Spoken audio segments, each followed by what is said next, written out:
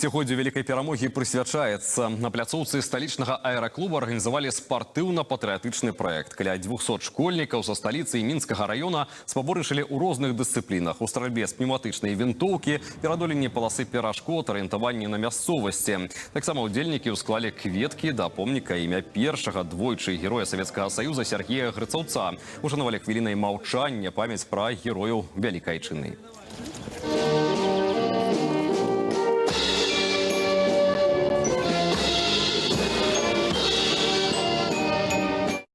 Обязательно показан, музей, тот, который у нас есть. На этом музее, видите, соответственно, какая экспозиция. То есть это тоже возврат тому к истокам, которые у нас были Советского Союза, Республики Беларусь. Даже не секрет скажу, что и вы знаете, что здесь имеется первый борт президента Республики Беларусь. А это, представляете, когда они заходят, соответственно, как они чувствуют торжественность и величие этого мероприятия. Скажу, это дорогого стоит.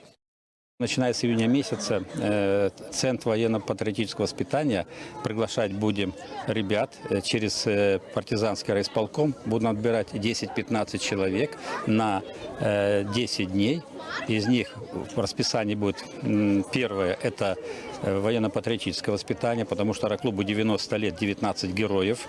Дальше спортивная составляющая. И третье – это изучение устройства, сборка, разборка, тренировки и потом 2 прыжка с парашютом.